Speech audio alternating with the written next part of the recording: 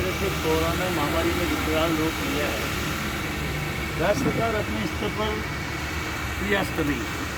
राज्य सरकार ने कोरोना के अलग से भी हॉस्पिटल्स खोले, लेकिन इस सब के बावजूद भी संख्या इतनी ज़्यादा बढ़ रही है कि राज्य सरकार द्वारा अलग हॉस्पिटल ICU बेड खोलने के बाद भी अब लोगों में सब लोगों को लाभ फायदा नहीं मिल रहा। मैंने दूदू विधानसभा क्षेत्र के लिए 4,48,38,000 रुपये मेरे विधायक कोष से दिए और मैं दूदू और फागी दोनों ब्लॉकों में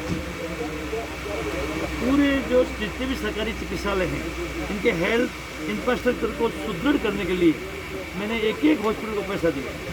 मैं ऑक्सीजन जनरेशन जो प्लांट दूदू उपखंड में भी लगा रहा हूँ। बिचुन का अच्छा भवन है, जगह पर्याप्त है, 100 बेड हैं वहाँ पे।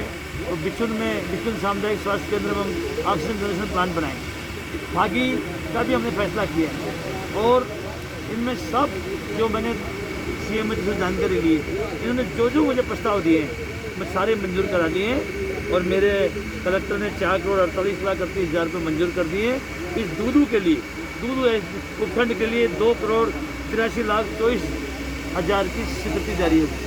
मैं ये समझ रहा हूँ कि जो आने वाले समय में ये सेकंड डोज चल रहा है कोरोना का, अगर थर्ड लहर आ गई तो थर्ड लहर की उसका मुकाबला करने की ये तंत्र हम जब तक मजबूत कर लें 15-20 दिन में ये तंत्र मजबूत हो जाएगा।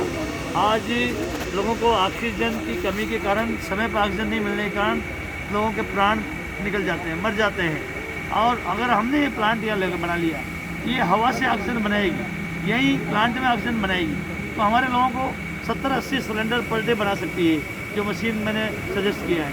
तो कम से कम यहाँ ऑक्सीजन मिल जाएगी तो लोगों को प्राणों की रक्षा करेंगे।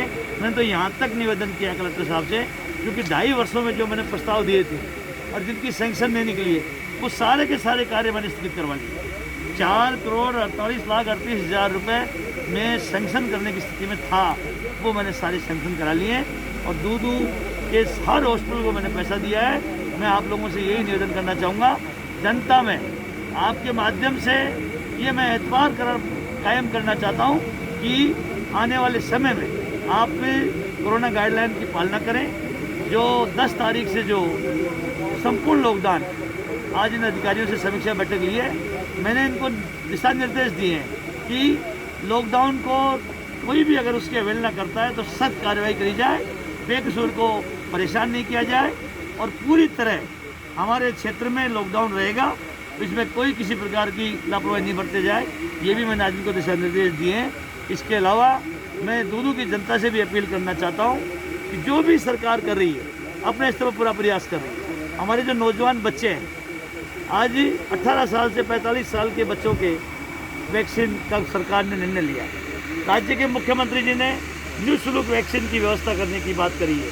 अभी वैक्सीन सेंटर से कम मिल रही है, फिर भी अगर आवश्यकता पड़ी तो अभी मेरा जो इस बार का विधायक कोष से जो 5 करोड़ रुपए किया है, मैं समझता हूँ करीब 3 करोड़ रुपए करीब वो मेरा जब से सैंक्शन हुआ है, मैंने तो पूरा कोविड में दिया है जब से मैं विधायक बना हूँ। पिछली बार भी 2,05,00,000 रुपये मैंने लोगों को खाद्य सामग्री लिए दिए थे और इस तरह टोटल 8.5 करोड़ रुपए करीब हमें एमएलए कोटे का मिल जाएगा। और आज तक मेरी पूरी सैंक्शन, मुझे ऐसा लग रहा है कि लोगों के प्राण बचाना मेरी प्राथमिकता रह गई है। विकास 2 नंबर पर आ गया है, मुझे विकास कराना आता है। सरकार के जितने भी विभाग हैं उन सबसे मैं विकास करा लेता हूँ। अशोक गहलोत जी की इस क्षेत्र में बहुत मेहरबानी है। अशोक गहलोत यहाँ की क्षेत्र की जनता के दिलों पर राज करते हैं, इसलिए मैंने लोगों के प्राणों को बचाने को प्राथमिकता रखी है। इसलिए मैंने 5 करोड़ तक की अनुशंसा करी है, लेकिन अब मुझे ऐसा लग रहा है कि ये 3 करोड़ रुपये और देने के बाद तो मेरे इस लोगों के स्वास्थ्य को बचाने के लिए 8 करोड़ रुपये मेरे विधायक कोष के इस पूरे कोरोना के संबंध में खर्च होंगे, ऐसा मुझे महसूस हो रहा है।